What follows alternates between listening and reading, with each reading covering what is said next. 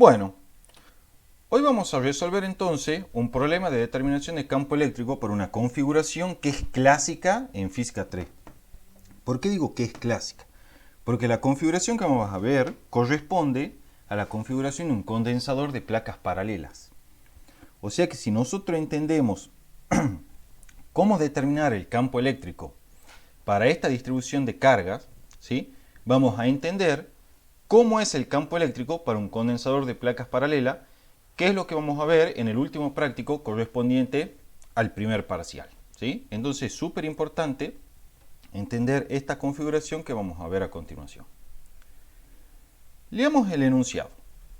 El enunciado dice: calcular y graficar la función potencial eléctrico y el campo eléctrico como una función de la coordenada X para las placas conductoras de la figura. ¿Sí? La figura es esta que está aquí. Desde luego, todavía no estamos en condiciones de resolver el potencial eléctrico para esta distribución de carga, pero sí vamos a ver cómo determinar el campo eléctrico. El potencial lo vamos a determinar en las próximas clases. Hay una suposición que es importante para resolver esta distribución de carga y es la siguiente. Vamos a suponer que la distancia D que separa las placas conductoras, ¿sí?, aquí viene indicada, fíjense la distancia D, la voy a remarcar con color celeste, esta es la distancia D que separa las placas conductoras, ¿sí?, es mucho menor que la longitud L de las placas conductoras. Esta es la longitud L de las placas conductoras, aquí la estoy marcando. ¿Por qué hago esa suposición o esa hipótesis de partida? Porque a partir de la misma, ¿sí?, si la distancia D que separa las placas es mucho menor que el tamaño de estas placas, vamos a encontrar que la carga en las caras exteriores de las placas conductoras son despreciables, ¿sí? Y además, las caras interiores de estas placas conductoras que están cargadas, ¿sí?, se pueden modelar como planos infinitos de carga que vamos a estudiar también dentro de un rato. Antes de empezar a resolver, ¿sí?, vamos a hacer una descripción rápida sobre en qué consiste esta distribución de carga. Bueno, como bien decía el enunciado, esta distribución de carga consiste en dos placas conductoras, ¿sí?, son estas que se ven aquí, las voy a rayar para enfatizarlas. Esta es una placa conductora y esta es la otra placa conductora, ¿sí?, una a la izquierda y otra a la derecha. Esas placas conductoras están cargadas. Una placa conductora está cargada positivamente, que es el caso de la placa de la izquierda, y otra placa conductora está cargada negativamente, que es la placa de la derecha. Como habíamos adelantado, la hipótesis con la cual vamos a trabajar es aquella en la cual el tamaño de las placas, ¿sí?, es decir, la longitud L, esta que estoy remarcando acá, es mucho mayor que la distancia que separa ambas placas.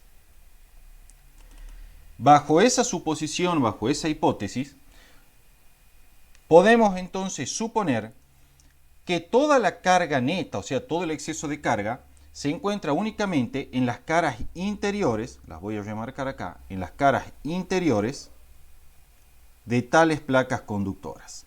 Y en cambio, no hay cargas en la cara exterior como las estoy dibujando ahí. Esas cargas no están, ¿sí? Si en cambio, chicos, estas placas no fuesen lo suficientemente grandes, lo que ocurriría en realidad es que en las caras exteriores de estas placas conductoras sí aparecería una cierta carga eléctrica en exceso, como se ve ahí en la figura. Pero en la medida de que las placas conductoras sean grandes respecto a la distancia que las separa, esas cargas se pueden despreciar totalmente y podemos entonces considerar que toda la carga neta de cada una de las placas reside totalmente en las superficies interiores de tales placas conductoras. ¿Está entendido hasta acá, chicos? Fíjense algo más. Esta suposición... Profe, Sí, decime, sí. disculpe, ¿que lo puede volver a explicar de vuelta? Sí, sí, no hay O, problema. o sea, porque se refiere a que se desprecian las cargas. Claro, Eso no exactamente. entendí, digamos. Claro, exactamente. Cuando la distancia D es mucho menor que el tamaño de las placas conductoras, entonces la carga en el exterior de las placas, es decir, en las superficies exteriores de estas placas, es totalmente despreciable. Puedo suponer que no hay directamente cargas en las superficies exteriores de tales placas y en cambio todas las cargas están acumuladas, por decirlo de alguna forma, en las superficies interiores de estas placas. ¿Sí, Maxi? ¿Se entiende eso? Sí, ahora sí. Bien. Otra consecuencia de esta suposición, chicos, y que la vamos a utilizar mucho, es que, de nuevo repito, si la distancia D es mucho menor que el tamaño de las placas, entonces el campo eléctrico en la región comprendida entre las placas, es decir, en esta región que estoy marcando acá, ¿sí? El campo eléctrico allí es uniforme, o al menos de manera muy aproximada es uniforme. Por ello es que las líneas de campo aquí dibujadas, fíjense, son como, chicos, equidistantes, lo que implica que la magnitud del campo eléctrico es la misma en todos los puntos. Además, esas líneas de campo son paralelas, lo que implica que el vector de campo eléctrico en todos los puntos dentro de la región entre placas tiene el mismo módulo, la misma dirección, el mismo sentido. En otras palabras, el campo eléctrico es uniforme. ¿Sí? Resumidas cuentas, la suposición con la que vamos a trabajar es que la distancia D es mucho menor que el tamaño de las placas. ¿Qué consecuencia trae eso?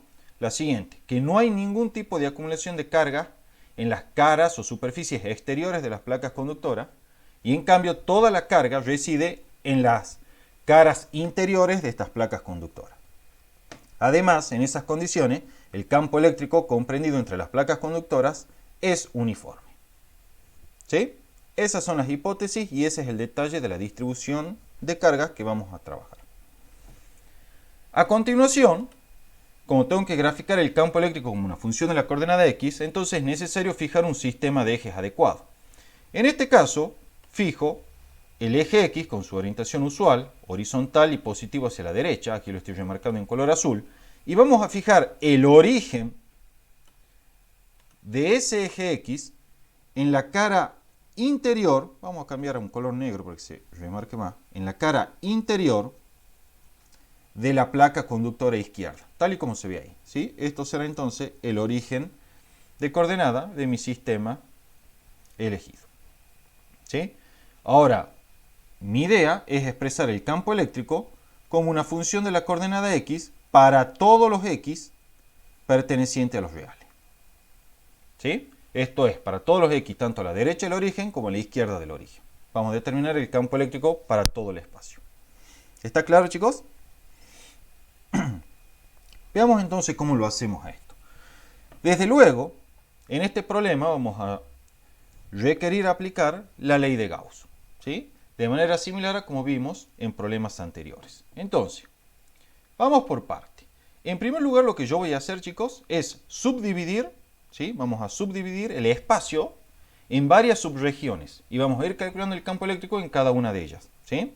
Por ejemplo, la posición donde está la placa derecha la voy a llamar D. Esa es la coordenada de la placa derecha, al menos de su cara interior, ¿sí?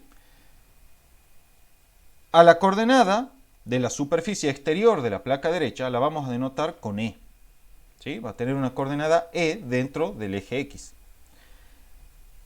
La coordenada de la cara interior de la placa izquierda ya vemos acá que coincide con el origen de coordenada. Y la coordenada de la superficie exterior de la placa izquierda la vamos a denotar con la letra F. Desde luego F será una cantidad menor que 0, ¿sí? Es una coordenada negativa que está a la izquierda del origen. Entonces, vamos a subdividir en las siguientes regiones. Fíjense, una va a ser la región entre las placas. Para esa región, fíjense que la coordenada X varía entre 0 y D. Otra región, vamos a cambiar el color acá, va a ser la correspondiente al interior de la placa izquierda. En ese caso, fíjense que la coordenada X varía entre 0 y F, siendo F una cantidad negativa. Otra región va a ser el interior de la placa conductora derecha. Fíjense que la coordenada en X para esa región varía entre D y E. Y otras regiones van a ser a la izquierda de la placa izquierda, que es esta región que estoy marcando acá, para la cual la coordenada X va a tomar valores menores que F. Y otra región va a ser la región ubicada a la derecha, de la placa derecha justamente, para los cuales la coordenada X toma valores mayores que E. Entonces, esas son todas las regiones en las cuales voy a estudiar el campo eléctrico. Si hago el estudio para todas esas regiones, entonces ya estará el campo eléctrico determinado en todo el espacio, es decir, para todo valor de la coordenada X. ¿Está entendido, chicos, hasta acá? Vamos por parte, entonces. Determinemos el campo eléctrico, como bien dice acá, para la región que está comprendida entre las placas, es decir, para aquella región en la cual la coordenada X varía entre 0 y D. ¿Sí? Aquí está 0, fíjense, redibujé el sistema. ¿Sí? Y aquí se ve que X varía entre 0 y D. Entonces voy a determinar el campo eléctrico en esa región entre placas. Para ello, fíjense, vamos a considerar una superficie gaussiana que es cilíndrica. ¿Sí? Una superficie gaussiana cilíndrica. Y fíjense cómo la vamos a disponer a esta superficie gaussiana. La tapa izquierda del cilindro va a estar totalmente contenida en el interior de la placa conductora izquierda, como se ve en la figura. ¿Sí? Está en el interior de la placa conductora izquierda. La tapa derecha del cilindro va a estar totalmente incrustada o contenida en la región entre placas donde quiero determinar el campo eléctrico. Luego, la superficie lateral, desde luego, es la que envuelve, ¿sí? O en la cual se apoya la generatriz del cilindro, y está ahí remarcada en color bordó también. Recuerden que la superficie lateral del cilindro, para que ustedes la visualicen, agarren una hoja de papel y háganle un rollo. Bueno, la superficie lateral del cilindro sería la superficie formada por ese papel enrollado. ¿Sí? Y las tapas del cilindro serían, por ejemplo, agarré una lata de durazno, bueno, ahí la tapa donde la abrís con el abre lata, esa sería una de las tapas. ¿Sí? La otra es la tapa que dejas sin abrir, obviamente, para que no se vuelque el durazno. ¿Sí? Antes de proceder con el cálculo, quiero recordarles una propiedad que vimos para las integrales de superficie. Resulta que si ustedes tienen una superficie cualquiera, como es esta, la integral de superficie a lo largo de esa superficie S es lo mismo que evaluar la suma de las integrales de superficie a través de cada una de las superficies en las cuales yo subdivido a la superficie S original. ¿Sí? Esa es la propiedad de aditividad respecto de la superficie de integración. Y la vamos a emplear en este caso. Vamos por parte. Calculemos en primer lugar, por definición, el flujo eléctrico a través de esa superficie gaussiana cilíndrica que marqué ahí en bordó. Para ello, recordemos algunas cuestiones que son importantes. En física 3, todas las superficies gaussianas son cerradas. ¿Sí? Y además, el vector diferencial de área para esta superficie gaussiana siempre apunta hacia afuera de la superficie, tal y como los estoy remarcando aquí. Y desde luego, esos vectores diferenciales de área son perpendiculares a la superficie en cada punto. ¿Ven? Aquí los estoy dibujando. Esos vectores diferenciales de área son normales a la superficie en cada punto y hacia afuera de la superficie. Se dice que la superficie gaussiana está orientada según la normal exterior. Bien, procedamos entonces ahora sí a calcular el flujo eléctrico. Por definición, el flujo eléctrico a través de la superficie gaussiana S es entonces la integral de superficie del vector de campo eléctrico. Por la propiedad de aditividad respecto de la superficie de integración que vimos recién, esta integral de superficie la puedo descomponer en varias integrales de superficie. Una va a ser la integral de superficie a través de la superficie lateral del cilindro. Esta será la superficie lateral. ¿Sí? Otra será la integral de superficie a través de la tapa derecha. Esta será la tapa derecha. ¿Sí? Disculpen, estoy escribiendo muy a mano alzada. Y otra será la integral de superficie a través de la tapa izquierda. Esta de aquí será la tapa izquierda. ¿Sí? Entonces lo único que hice fue expresar la integral de superficie a través del cilindro como la suma de las integrales de superficie a través de la superficie lateral, de la tapa derecha y de la tapa izquierda. Veamos entonces cómo son cada una de estas integrales que estamos describiendo aquí. En primer lugar, chicos, para la integral de superficie, Se clavó, Gaby. ¿se trabó la grabación? Sí, ahora volviste. Bien, ¿dónde se han quedado?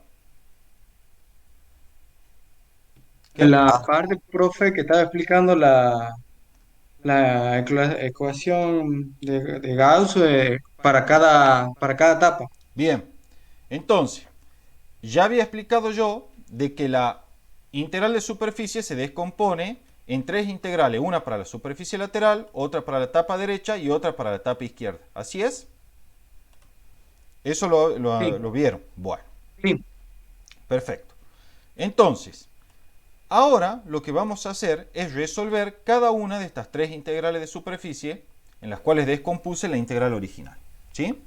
Veamos cómo hacemos eso. Voy a volver acá un poquito para no entorpecerlo el dibujo. Y voy a cambiar el color también para que quede más claro lo que voy a explicar.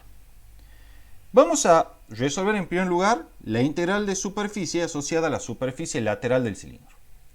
La superficie lateral del cilindro, como ya les dije, sería la hoja que ustedes enrollan. ¿Sí? Ahí la estoy rayando en celeste.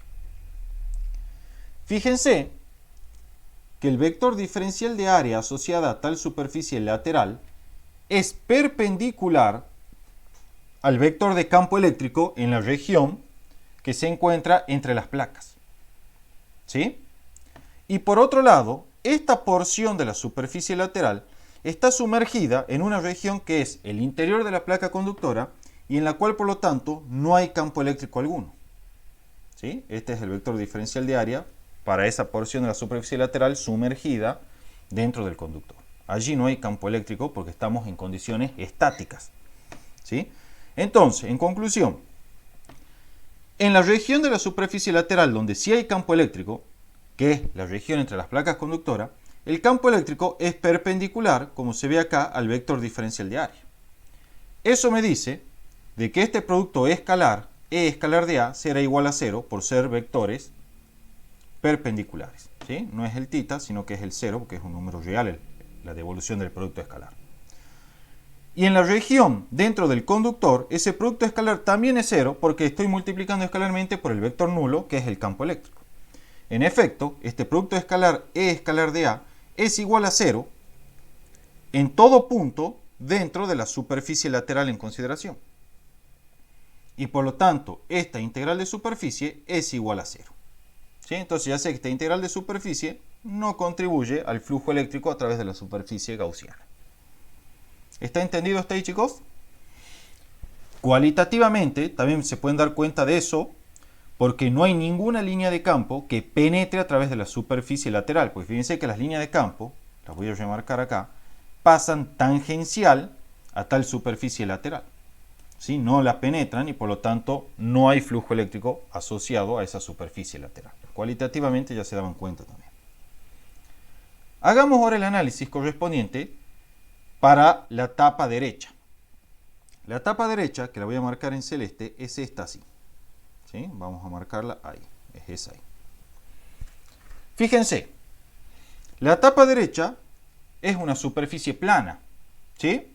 Y además el campo eléctrico a través de esa superficie plana es uniforme, porque dijimos que el campo eléctrico dentro de la región entre placas es uniforme. Entonces, Maxi, acá viene la ecuación que vos me preguntabas el otro día, que es cuando la superficie es plana y el campo eléctrico uniforme, listo, entonces el flujo eléctrico se calcula como E escalar A, que en este caso será directamente el módulo de por el módulo de A. ¿Sí? ¿Por qué? Porque los vectores E y el vector área tienen un ángulo o forman un ángulo de 0 grados. ¿Sí? Tienen la misma dirección y el mismo sentido. ¿Está claro eso? Entonces, esta tapa derecha, yo ya sé que tiene un flujo eléctrico asociado E por A. La tapa izquierda, chicos, que es la que está aquí, está totalmente sumergida dentro de un conductor en equilibrio electrostático. Entonces, ¿cuánto vale el campo eléctrico en cada uno de los puntos de esta tapa izquierda? Les estoy preguntando. Tiene que ser 0, profe. Tiene que ser 0, exactamente. Entonces, este campo eléctrico es 0 y por lo tanto esta integral de superficie es 0. Entonces, de nuevo, la tapa izquierda no contribuye al flujo eléctrico a través de la superficie gaussiana. Todo eso está justificado acá en el PDF. ¿Sí? Entonces, nuestro flujo eléctrico es simplemente igual a E por A. Fíjense acá, no quiero dejar de remarcar el análisis que hicimos para determinar el flujo eléctrico a través de la tapa derecha. ¿Sí? Ya vimos que la única integral que sobrevive es la de la tapa derecha. Las otras dos no contribuyen al flujo eléctrico. Entonces eso es E escalar de A. ¿Sí? E escalar de A, por propiedad de producto escalar, es el producto del módulo de E por el módulo de A por el coseno del ángulo que forma el vector campo eléctrico y el vector diferencial de área, que es 0 grados. ¿Sí? El ángulo que forman. Este es el vector diferencial de área, que lo estoy marcando ahí en azul, y este es el vector de campo eléctrico que está aquí abajo. El ángulo que forman, fíjense, es 0 grados. ¿Sí? Además, como el campo eléctrico es uniforme, ¿sí? Yo puedo venir y sacar el campo eléctrico de la integral. Entonces, la integral me quedará E por la integral de dA. La suma de todos los elementos de área dentro de la tapa derecha me da justamente el área de la tapa derecha. Y entonces el flujo eléctrico es E por A. Esta es otra manera de razonar paso por paso, ¿sí? Y de justificar por qué cuando la superficie es plana y el campo eléctrico es uniforme a través de esa superficie, entonces a la misma la puedo calcular directamente como el producto escalar del campo eléctrico y el vector área. ¿Sí? Cualquiera de las formas de razonarlo es correcta y va a llevar un resultado, por lo tanto, correcto. ¿Tiene alguna duda hasta acá, chicos? ¿Gaby? Sí, ¿La resolución esa está en el PDF? sí, está todo. Bien. Sí, sí, sí. Bien, entonces ya sabemos que el flujo eléctrico, calculado hasta ahora por definición, a través de nuestra superficie gaussiana S, es E por A. A continuación lo que voy a hacer es aplicar la ley de Gauss. La ley de Gauss me dice que ese flujo eléctrico, que es igual a E por A, debe ser igual, esta es la ley de Gauss, a la carga encerrada por la superficie gaussiana dividido en epsilon 0. La carga encerrada se calcula de la siguiente forma. Fíjense, sea sigma y menos sigma la densidad superficial de carga para la placa cargada positivamente y negativamente en forma respectiva. ¿Sí? Sigma es la densidad superficial de carga, en este caso entonces para la placa de la izquierda, y menos sigma es la densidad superficial de carga para la placa de la derecha. La carga encerrada, chicos, por la superficie gaussiana es la carga que reside dentro de esta porción de superficie que estoy marcando ahí. ¿Sí? En vista, cuando yo esto lo mire, vamos a marcarlo aquí. Voy a borrar, total, esto ya está, no lo necesito. ¿Sí? Cuando yo esto lo mire en esta dirección, ¿sí? Que indica la flecha, ¿sí? Ahí ponga mi vista ahí, este es mi ojo, ¿sí? Estoy viendo ahí. Esto se va a ver de la siguiente forma. ¿Sí? Donde esto es el área correspondiente a esta superficie que ahora estoy marcando en celeste en la placa derecha, en la placa izquierda, perdón. Y allí hay una cierta cantidad de carga que está caracterizada por la densidad superficial sigma. Entonces, si yo quiero sacar cuánto es la carga encerrada acá dentro de esta superficie gaussiana, simplemente digo que esa carga encerrada, un segundito ahí, esa carga encerrada no es otra cosa más que sigma por A. ¿Sí? Vamos a marcarlo ahí. Voy a marcar ahí está, sigma por A. ¿Entienden todos eso, chicos? ¿Sí? Esto que está rayado ahí, el círculo ahí indicado, no es otra cosa más que la vista de frente de esta porción de la superficie de la placa izquierda que está encerrada dentro de la superficie gaussiana. Entonces la carga encerrada es sigma por A, donde A es el área transversal o sección transversal del cilindro que constituye la superficie gaussiana. ¿Todos entienden eso? Bueno. Entonces, el Q encerrado ya sabemos que es sigma por A. Y obviamente va dividido por epsilon 0. En efecto, esta expresión me permite determinar el campo eléctrico. Las secciones se cancelan, miembro a miembro, y tenemos entonces que el campo eléctrico es sigma sobre epsilon 0. Ese es el campo eléctrico en la región en la cual X varía entre 0 y D, es decir, en la región comprendida entre las placas conductoras. ¿Sí? Fíjense que el campo eléctrico es proporcional a la densidad superficial de carga.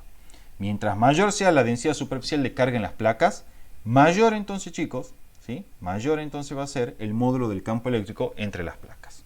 ¿Está entendido esto? ¿Tienen alguna duda? ¿Quieren que repita algo? ¿Profe? Sí, ¿Puedes repetir la parte de cómo encontramos la carga Q? la carga encerrada, sí. Sí. La carga encerrada, a ver, voy a tratar de dibujarlo acá un poco en perspectiva, ¿sí? Nosotros tenemos la superficie gaussiana, que es este cilindro tridimensional que estoy marcando ahí, ¿sí? La carga encerrada es la carga que está encerrada dentro de este cilindro, que es esa parte que yo rayé ahí. Esa sección tiene un área A, ¿sí? Y yo sé que la densidad superficial de carga ahí adentro es sigma. Entonces, si yo quiero sacar cuánto es la carga encerrada en esa parte que está rayada ahí, simplemente deberé multiplicar la densidad superficial de carga por el área en la cual está distribuida esa carga, ¿sí? Que es esta área que estoy remarcando ahí. Entonces, esa es la carga que está encerrada dentro de mi superficie gaussiana cilíndrica. ¿Está entendido eso, Maxi? Más o menos.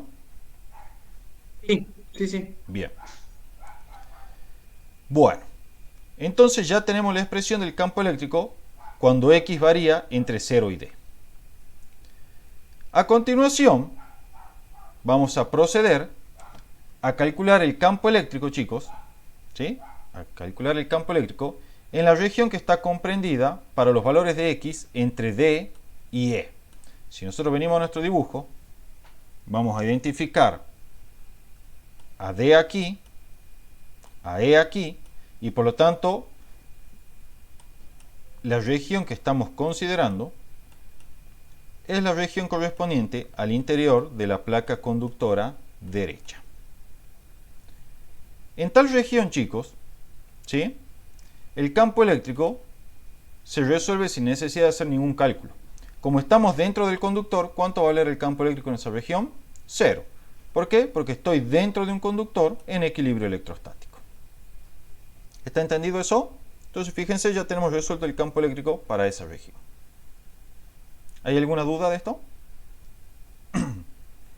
Bueno. No. A continuación, vamos a determinar el campo eléctrico para aquellas regiones, ¿sí?, que están a la derecha de la placa derecha. Es decir, para las cuales la coordenada X toma un valor mayor o igual que E. Aquí está E. Fíjense, lo voy a marcar ahora en celeste. ¿Sí? No lo vamos a marcar en celeste porque si no, no se lo va a ver bien. Lo volvemos a marcar en bordeaux. Ese es E. Y entonces a la derecha de ese valor E es que se encuentra la región en la cual vamos a calcular el campo eléctrico. Para ello, otra vez vamos a considerar una superficie gaussiana cilíndrica. Fíjense, la tapa izquierda del cilindro va a estar totalmente contenida en el interior de la placa conductora derecha. La tapa derecha del cilindro va a estar totalmente contenida en la región en la cual quiero determinar el campo eléctrico. Y la superficie lateral estará parcialmente contenida dentro de la placa conductora y parcialmente contenida dentro de la región en la cual queremos calcular el campo eléctrico. De nuevo, los vectores diferencial de área son perpendiculares a la superficie gaussiana en cada punto, ¿sí?, y siempre orientados según la normal exterior, es decir, apuntando hacia afuera de tal superficie gaussiana. Se procede de manera totalmente análoga a como lo hicimos hace un rato. Totalmente análoga, idéntica. Y entonces van a encontrar que el flujo eléctrico, otra vez a través de esa superficie gaussiana, que es esta en bordeaux que está ahí, es E por A. ¿Sí? Por eso aquí puse, lo vimos antes. Hacemos exactamente lo mismo. Se lo dejo como ejercicio para que lo practiquen y lo rehagan. Pero es lo mismo. ¿Sí? Entonces, venimos y razonamos. El flujo eléctrico a través de esta superficie gaussiana será E por A. ¿Sí?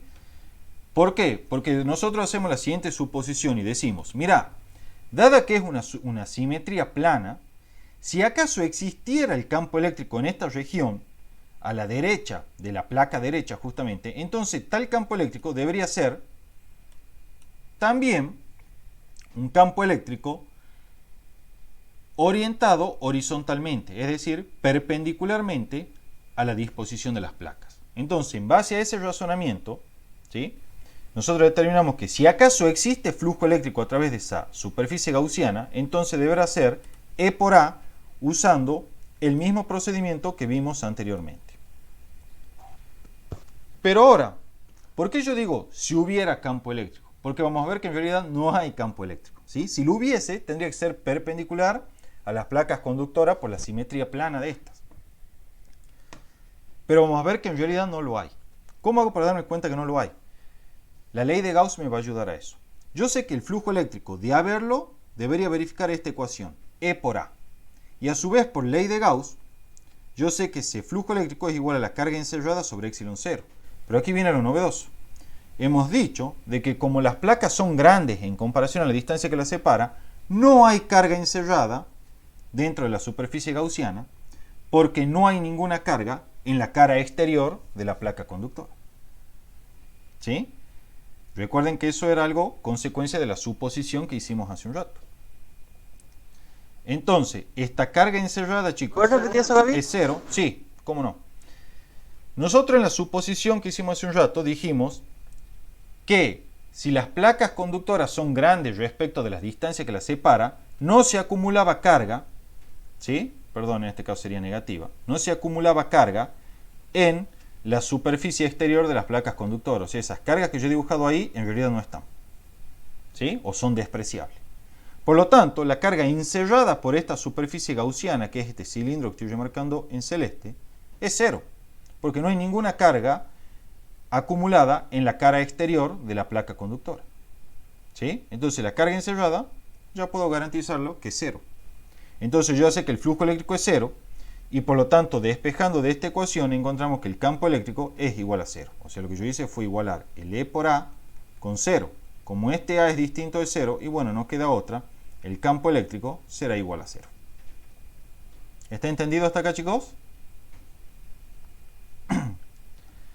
Entonces, el campo eléctrico es igual a cero si nos encontramos a la derecha de la placa derecha, es decir, en aquellos valores de X mayores a E.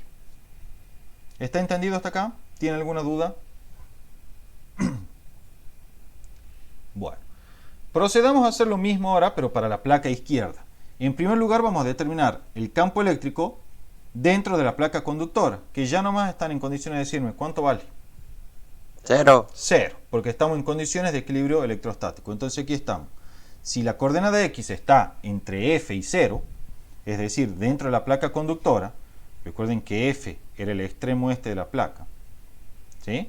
Entonces el campo eléctrico es igual a 0, porque estamos dentro del conductor en equilibrio estático. Ahora nos vamos a ir a aquellos valores de X que están a la izquierda de la placa izquierda, es decir, en esta región que estoy marcando aquí. Es decir, en aquellos puntos en los cuales la coordenada X toma valores menores que F. Bueno, si la coordenada X toma valores menores que F, procedemos de manera semejante a lo que vimos hace un rato. El flujo eléctrico a través de la superficie gaussiana considerada, que de nuevo va a ser una superficie que va a tener su tapa derecha contenida totalmente dentro de la placa conductora, su tapa izquierda contenida totalmente dentro de la región en la cual queremos calcular el campo eléctrico, y su superficie lateral contenida parcialmente dentro de la placa conductora y parcialmente dentro de la región en la cual queremos calcular el campo eléctrico. De nuevo, dada la simetría plana y dada la superficie gaussiana cilíndrica, si hubiese flujo eléctrico debido a un campo eléctrico en esta región, ese flujo eléctrico sería de vuelta igual a E por A, ¿sí? Dada la simetría plana. Ahora bien, por ley de Gauss, eso es igual a la carga encerrada sobre epsilon 0. Pero de nuevo, recordemos, como las placas son grandes respecto de la separación que existe entre ellas, no se acumulaba carga, o al menos se considera despreciable, la carga acumulada en la cara exterior de la placa conductora. En otras palabras, en esta región que estoy marcando acá, no hay carga encerrada alguna. Y por lo tanto, esta carga encerrada es igual a 0, esto es igual a 0, y despejando de ahí el campo eléctrico me quedará igual a 0.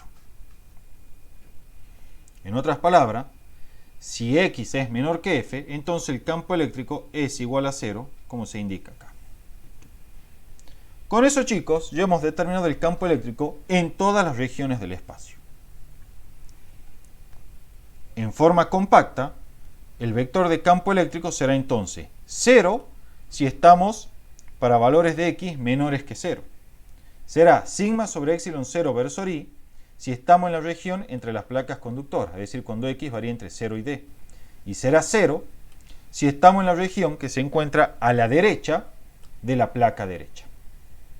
Ya tenemos la función de campo eléctrico. Y aquí está su respectiva gráfica. En el práctico creo que hay una gráfica de este tipo, igual a esta, y le piden a qué distribución se corresponde. Bueno, ya la conocen la distribución, ¿sí? Son dos placas conductoras cargadas, una posibilidad, ¿sí? O bien dos planos infinitos cargados que vamos a ver enseguida a continuación. Fíjense que en esta gráfica tenemos campo eléctrico nulo a la izquierda del origen, campo eléctrico nulo a la derecha de la placa derecha y campo eléctrico sigma sobre epsilon 0 entre las placas conductoras, es decir, entre el X igual a 0 y D. ¿Sí?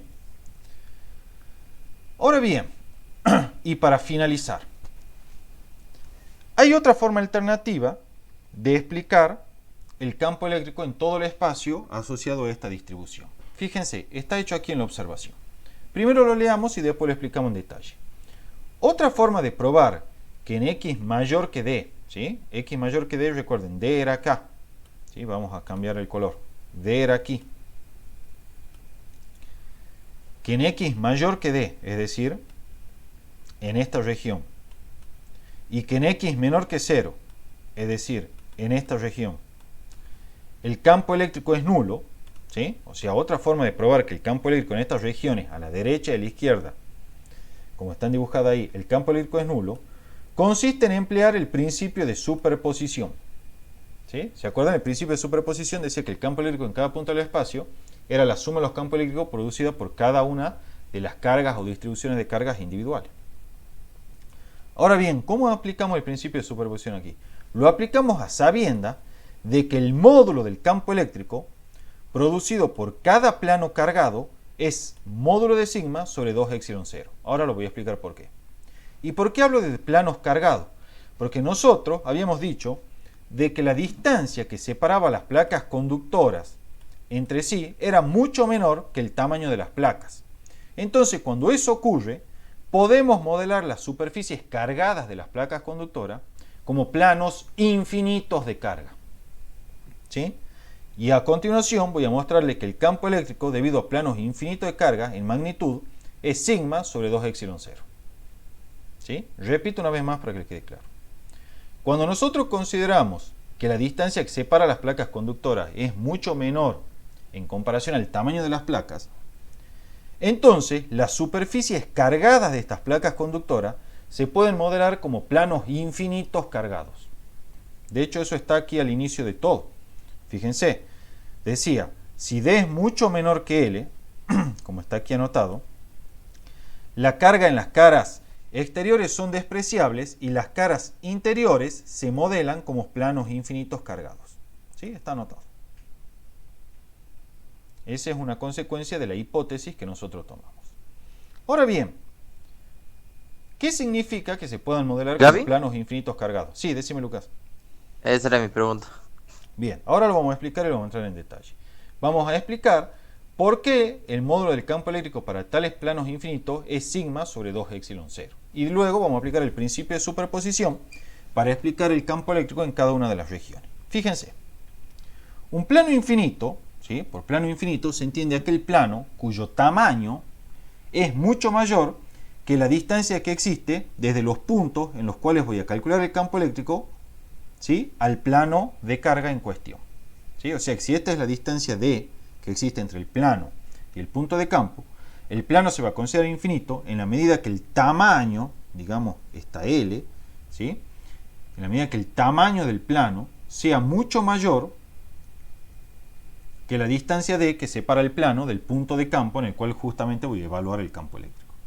Entonces esa es la hipótesis para que un plano pueda considerarse infinito. Desde luego un plano infinito en la práctica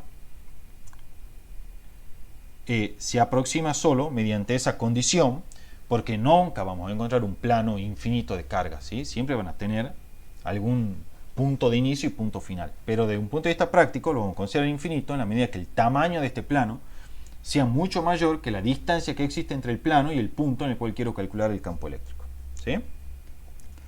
¿Qué características tienen estos planos infinitos de carga? Bueno, en primer lugar tienen asociada una densidad superficial de carga sigma, como la que está ahí marcada, ¿sí?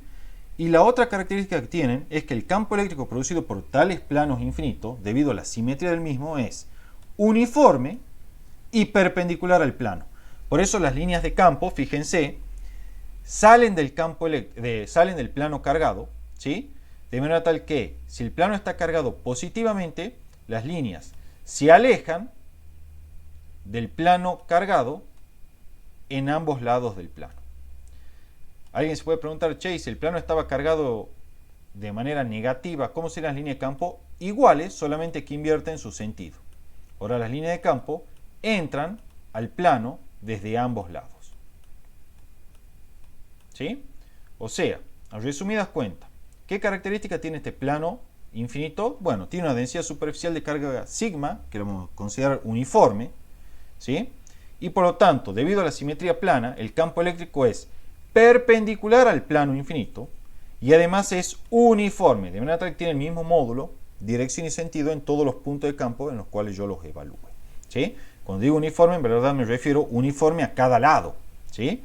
Es uniforme a la derecha y uniforme a la izquierda, pero cuidado, si pasamos de una región a otra, ¿sí? Es decir, pasamos de la región derecha a la región izquierda, el sentido del campo eléctrico se invierte, ¿sí? Entonces, cuando digo que es uniforme, quiero decir que es uniforme en cada lado del plano.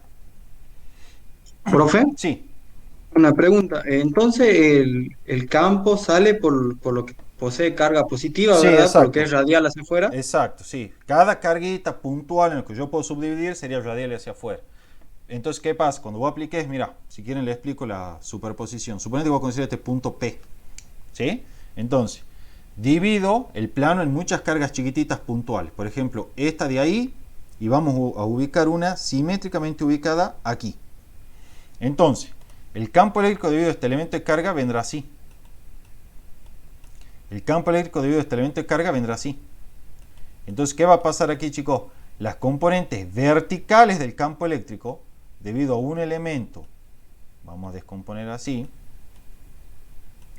y debido al otro elemento, ¿qué hace?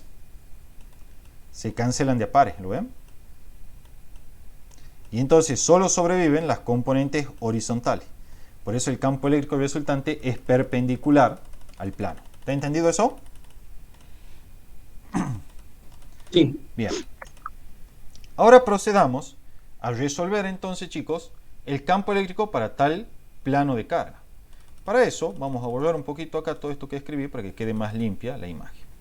Vamos a considerar una superficie gaussiana, de nuevo cilíndrica, y de manera tal que la tapa izquierda y la tapa derecha equidistan del plano. Fíjense que hay dos cuadritos para cada una, ¿sí? Dos cuadritos ahí, dos cuadritos ahí, ¿sí? Esa es una superficie gaussiana cilíndrica. Vamos a enfatizarlo acá, ¿sí? Superficie gaussiana cilíndrica. Ya terminamos, chicos. ¿Sí? Cilíndrica. Como siempre, tal superficie gaussiana va a estar orientada según la normal exterior. Entonces vamos a tener un vector diferencial de área así, un vector diferencial de área así, y un vector diferencial de área asociado a cada elemento de la superficie lateral, ¿sí? Yo obviamente dibujé solo algunos. Bien, esos en bordeaux son los vectores diferencial de área orientados según la normal exterior. Entonces fíjense, vamos a aplicar la ley de Gauss para determinar el campo eléctrico debido a este plano infinito. Primero, calculemos el flujo eléctrico a través de esa superficie gaussiana cilíndrica. Eso es, el flujo a través de la superficie lateral más el flujo a través de la tapa derecha, ¿sí? Lo que estoy haciendo es descomponer la integral de superficie en varias integrales, aprovechando la propiedad que explicamos al comienzo, y el flujo a través de la tapa izquierda. Fíjense que el vector de campo eléctrico, vamos a dibujarlo aquí en color verde, es perpendicular al vector diferencial de área, ¿sí?, para la superficie lateral en cada punto. Como son vectores perpendiculares, ya sé que este producto escalar aquí adentro va a ser igual a 0 y por lo tanto esta integral de superficie asociada a la superficie lateral no contribuye al flujo eléctrico. Solo me queda calcular el flujo eléctrico a través de la tapa derecha y de la tapa izquierda. Fíjense que en ambas tapas el vector de campo eléctrico es paralelo y en el mismo sentido al vector diferencial de área. ¿Lo ven? Forman ángulos de 0 grado. Entonces, la integral de superficie de la tapa derecha es simplemente E por A y la de la tapa izquierda será simplemente E por A. ¿Todo entienden hasta ahí, chicos? Esta suma, que es el flujo eléctrico, será entonces 2 veces E por A. Y ahora viene de nuevo lo que habíamos razonado hace un rato. Por ley de Gauss,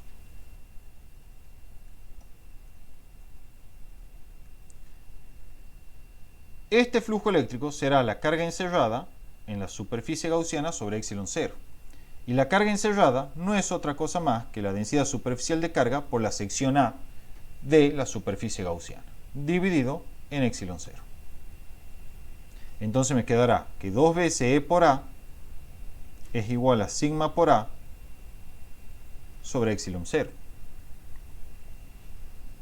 Las secciones A se van y al despejar el campo eléctrico me quedará que el mismo es sigma sobre 2 epsilon 0. Y tenemos la expresión de campo eléctrico para un plano infinito de carga. ¿Está entendido esto, chicos? ¿Sí? Bueno. Ese es entonces el campo eléctrico para un plano infinito de carga. Como habíamos adelantado en esta parte de la observación, ¿sí? Aquí estaba anotado, E es igual a sigma sobre 2 epsilon 0. Le puse aquí la barra de valor absoluto para darle la posibilidad a sigma de que sea negativo, en el caso que el plano esté cargado con cargas negativas justamente, y así obtener un valor de módulo positivo como debe ser siempre. Bien, entonces volvamos ahora a nuestro problema y esto sí ya es lo último que vemos. Dijimos que cada uno de estos planos cargados en las placas conductoras, bajo las hipótesis consideradas, se podían modelar entonces como planos infinitos de carga. En otras palabras, cada uno de estos planos cargados aquí, lo voy a remarcar para que queden claros, que es este de acá y este de acá, tienen un campo eléctrico cuyo módulo es sigma sobre 2 epsilon 0, como según acabamos de ver.